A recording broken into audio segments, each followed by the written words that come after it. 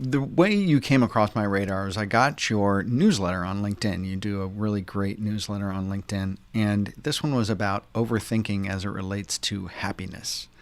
And Mm. that made me want to contact you and get you on the podcast because, I mean, to a certain extent, everyone who listens to this regularly knows that having a psychologist is somewhat of a red herring on my podcast, but I think it's really germane to what's happening today. And so, talk a little bit about overthinking versus happiness. Like, how do those things overlap? What's the Venn diagram? Yeah, so I think what you're referring to is the article on overthinking and planning. Mm, So this is something that a lot of my clients struggle with. So essentially, if you think about it, overthinking and planning are like a spectrum, right? And like anything in this world, really, there's a certain amount that you can do that is helpful, and then there's a certain amount that is harmful. Sometimes in medicine, we call this hormetic stress. So, like running is good for you to a certain point, and then when you run too much, you're injured, right? Or dehydrated or whatever. And so, what happens is oftentimes what we see is that individuals think that the thinking that they're doing in their minds, the kind of projecting into the future, perhaps even thinking of like disaster situations that could happen, they think that it's beneficial to their careers, beneficial to their lives, and that in doing so, they're preventing kind of bad things happening. But from a more psychological perspective, the way that often I see this is more the way you would look at somebody who has like a superstition.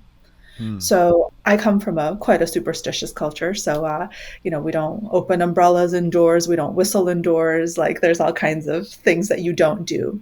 But if you think about it, you see someone like knock on wood to prevent something bad happening. And probably you think like, oh, that's a little silly, right? Like we all know that's not going to actually work. But in essence, we do the exact same thing in our minds. So oftentimes we feel anxious about the future. We feel worried. Like we're like, we don't know what's going to happen.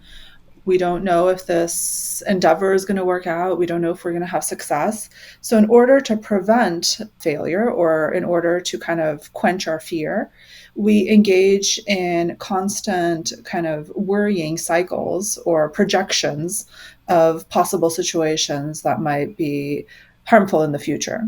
And in essence, this is very similar to superstition or even kind of like you see this in OCD where, this Mm. people have kind of compulsions. And that was my graduate research.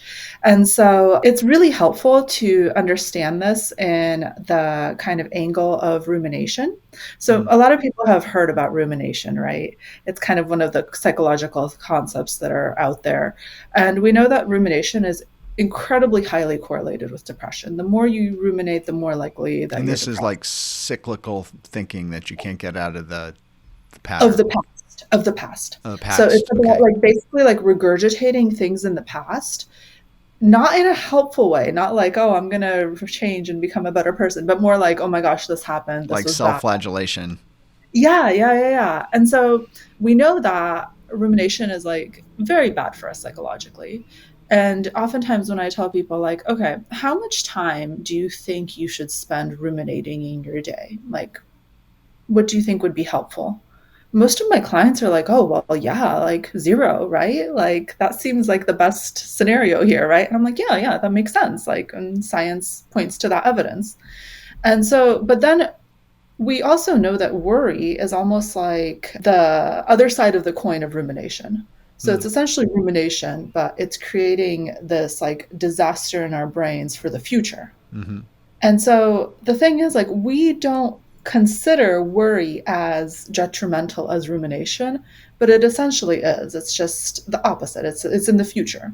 And so once we kind of understand that this is not necessarily great for us and we're not doing like amazing work by projecting all of these scenarios in our minds in the future, then we have the opportunity to create a better ratio of actually doing helpful planning, which the kind of key way of understanding which one you're doing is to ask yourself how you feel. Mm.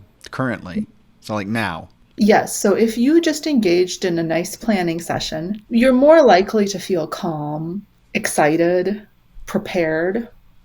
But if you just engaged in a catastrophic worry cycle, Hmm. you're most likely going to feel more anxious.